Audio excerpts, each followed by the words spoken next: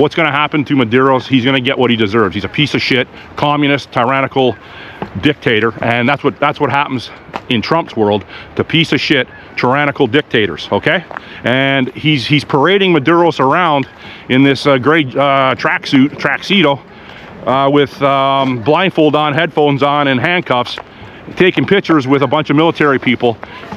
He's sending out a warning. He's sending out a warning what's going to happen to tyrannical dictator pieces of shit that want to usher in communism. Behind me is the old Lambton House, as we like to call it back in the day, the Lambton Tavern. And all these buildings obviously weren't around back in 1847. But this place is no longer an active bar or establishment for spirits and alcohol. But they do have, I believe, monthly pub nights, I think. And this place was the first establishment I ever got served a beer. And I was underage. I was 16 years old when I got served in there. But yeah, second oldest establishment in Toronto, next to the Wheat Sheaf on King Street. Just thought I'd point that out.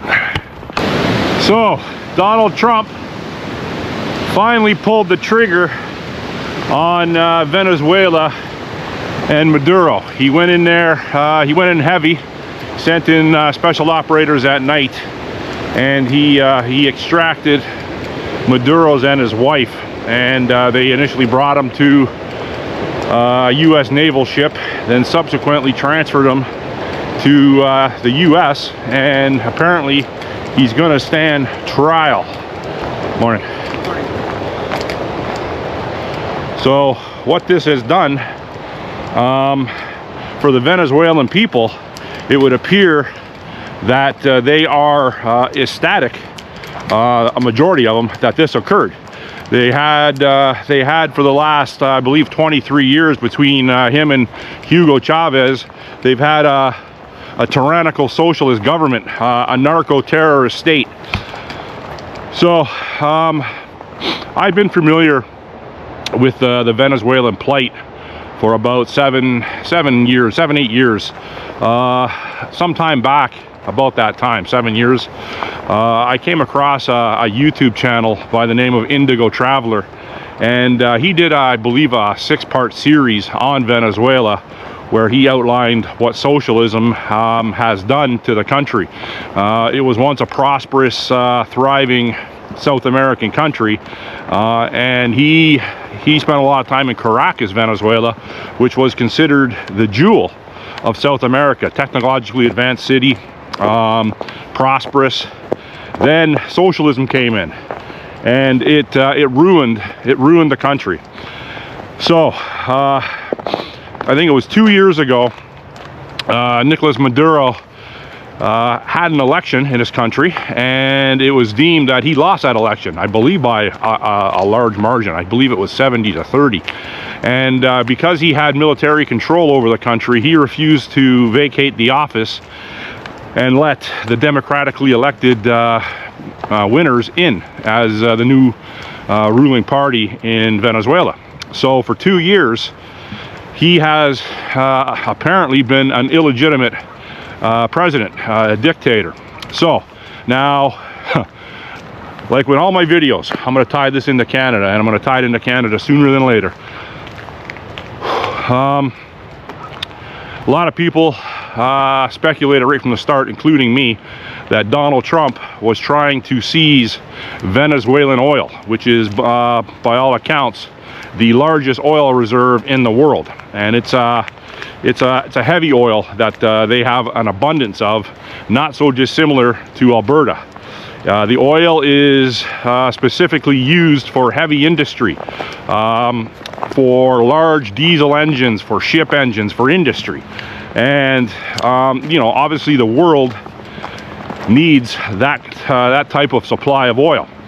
So a couple things unfolded that prompted Trump, well, quite a few things, and a lot of it's above my pay grade, but he had to act quickly. He had to install regime change for a few reasons. One of the main reasons is he needed the oil. He needed the oil in the event that the U.S. goes to war. You can imagine that you chew up on a large abundance of resources when you are stockpiling for war or you are engaged in a major world war. So that's number one. Number two, it's to my understanding that China was trying to do the same thing that Trump just did. China wanted to go in there and, for lack of a better word, pluck Venezuela as well. And apparently they had oil tankers on the way. And so the Chinese oil tankers were en route to Venezuela, and they were going to be there within the next 7 to 10 days. So Trump had to act fast, and fast he did. He acted very quickly. So that's another reason. He wanted to cut off the availability of oil to China. Now, he did that. Now, in doing so, there are reports and widespread reports that Venezuela is a narco state. They were a distribution point for hard drugs, fentanyl, cocaine, crystal meth, all those sort of nasty things. So now the Trump derangement syndrome is at an all-time high right now. Has it ever been where it hasn't? So yes.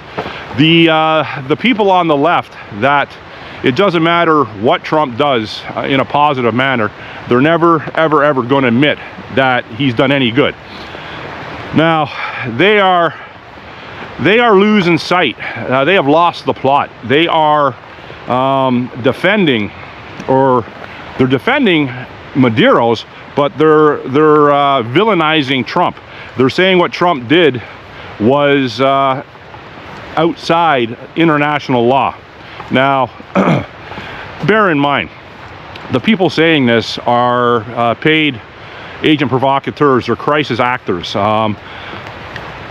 CNN, MSNBC, I don't know what it's called now, CTV in Canada, and not so much Fox News, they're more right-leaning, but all these leftist mainstream media outlets they're not journalists, they're crisis actors. They are people that are paid large sums of money to be given a script, and they're to read the script in front of the camera verbatim. A lot of these scripts come from intelligence agencies, including CSIS, including the CIA, including Mossad. They are directly fed information from these intelligence agencies to spew upon the masses. So I'm watching Moose on the Loose this morning. I'm going to get back to the narco-terrorist state in a minute. I jumped there a bit. But I was watching David from Moose on the Loose this morning. And he had an anchor, a CBC news anchor, bring on a beta feminized male. And I'm getting so sick of these beta feminized males and these left-wing activists, chaos or crisis actresses that the mainstream media puts before us.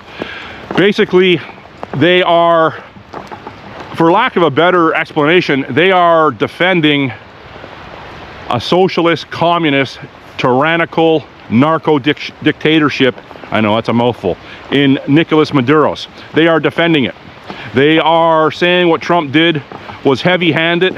What Trump did, it could happen to any country. Trump can just go in with his military and do that to any country that he just wants to take over. He feels it necessary to go steal. So they brought out this guy, I don't know his name, zero bass in his voice, of course, because he's just another paid shill by the CBC. The CBC will get people to contact this guy. He's obviously on the liberal communist government payroll, and he goes on and he spews nonsense. He spews it's against international law what Trump did. But it's pretty hard to dispute the joy that is going on in Venezuela right now with the population. If you go on social media, you can see it's like a big party there. 23 years, I believe it was, of socialism there, and people, the average weight of people has dropped by 20 pounds, so which means you're not getting fed. So now the people, or the politicians that apparently legitimately won the election 2 years ago, I believe they're being installed with the direction of the US. Now, is the US in control of Venezuela right now? I would say to a large degree they are. Trump's even said it. Now, we all know Trump's an egomaniac. We all know Trump likes patting himself on the back. I'm not saying he doesn't. And by all accounts, the military operation that captured Maduros went off flawlessly. Not one US service member was lost, and apparently no equipment. If you see video of how it went down, it was at night, and I believe they have, I believe they're called Night Stalker specialized Air Force pilots that can fly the Black Hawks, the Chinooks, and the Apache choppers at night. As you can well imagine, it takes a specialized set of skills to pull that off. So you see the helicopters flying all over the place at night. You see strategical airstrikes that pinpointed certain areas that had to be bombed to soften up the targets prior to them landing. And obviously they had ground forces there doing intelligence. They had ground forces there preparing for what was going to happen. As you know, if you don't know, the US military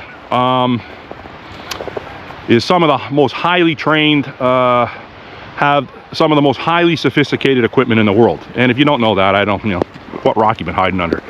So this is going to lead me into what I'm going to say next. Okay, so let me just back that up.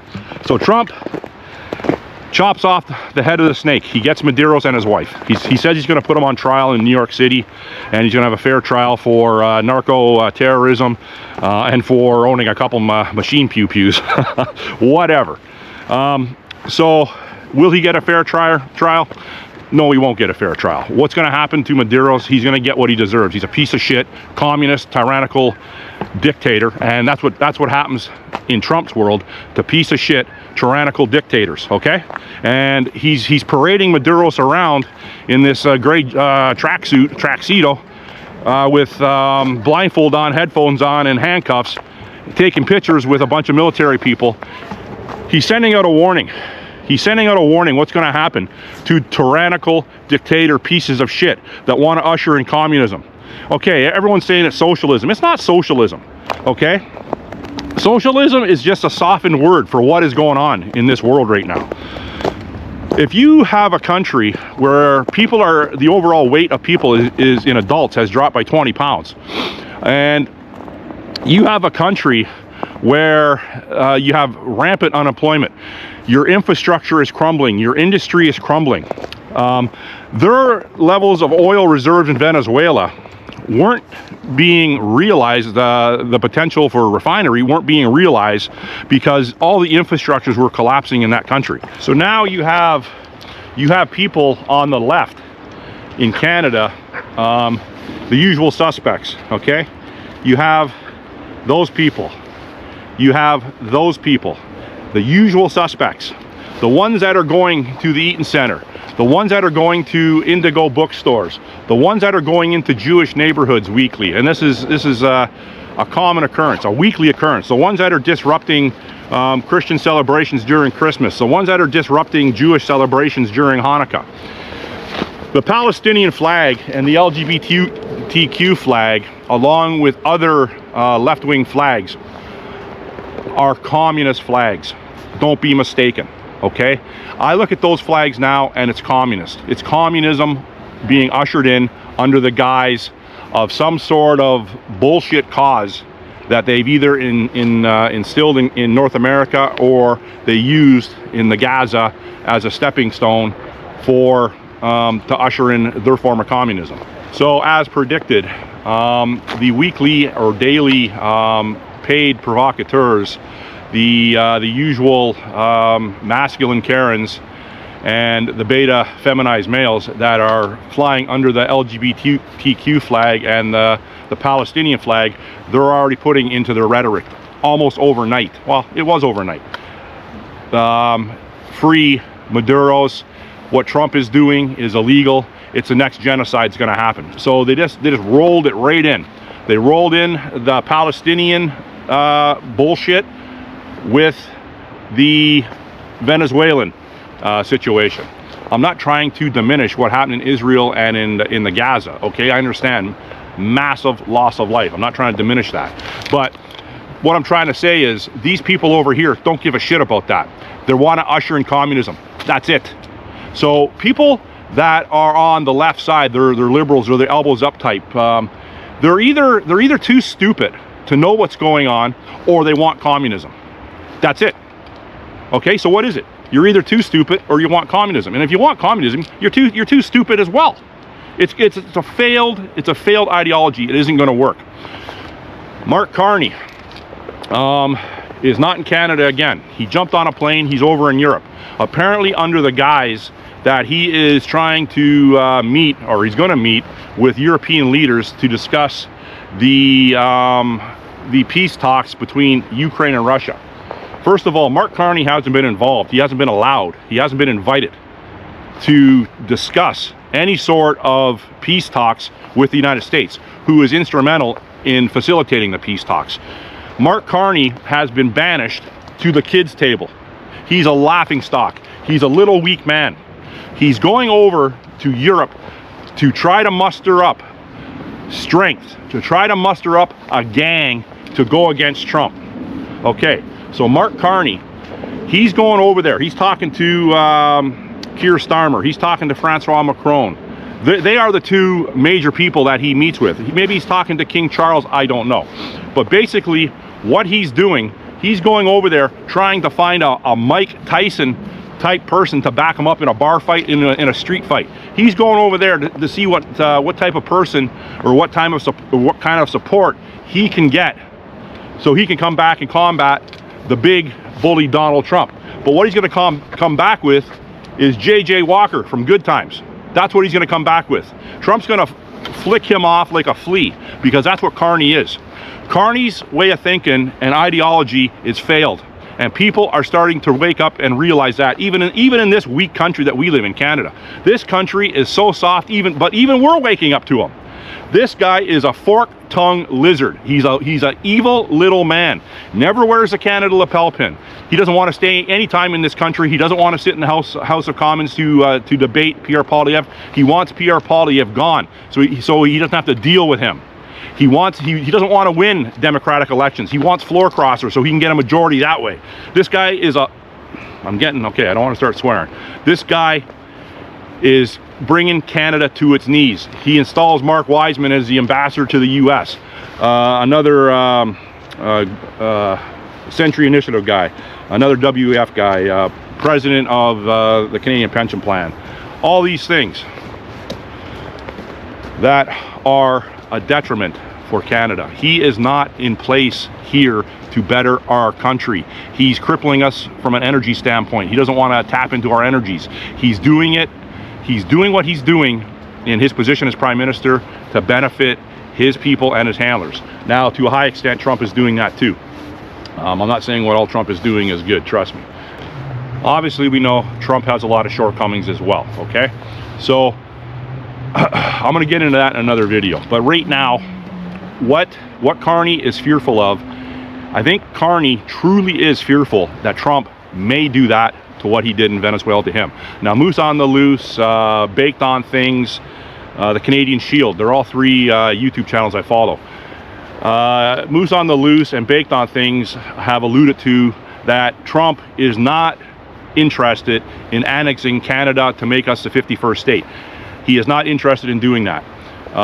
Sterling from Canadian Shield, he is the same mindset as me. I do think Trump is not joking about annexing Canada.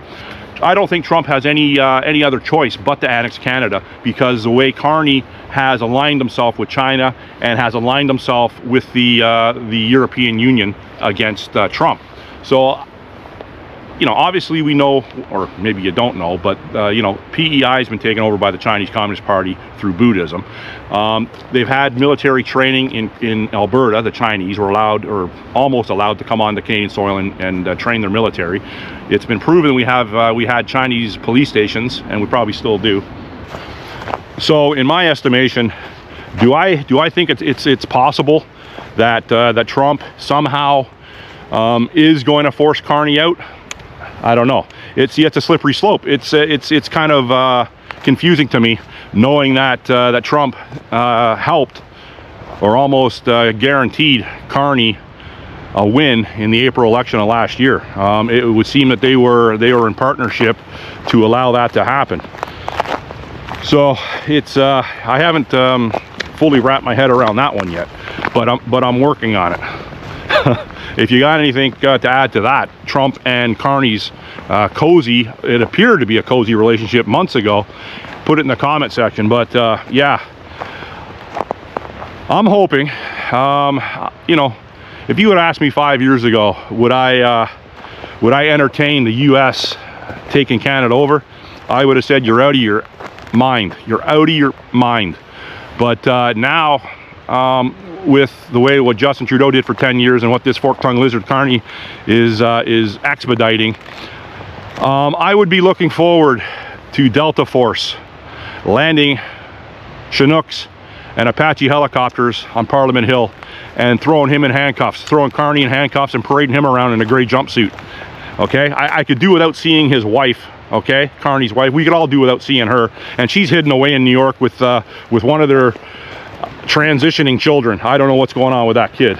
Well, I do, but whatever. Yeah, so Trump takes Venezuela. Trump is going to try Nicolas Maduros. Trump is sending a message to the world that tyrannical narco dictators aren't going to do very well in a Trump world. Now, is Carney scared, or is this all an act? I don't know. I haven't figured that out. I haven't figured that out yet. But anyhow, you got any questions, comments, or concerns, leave it in the comment section, and I will get back to you. Thanks for watching. Bye.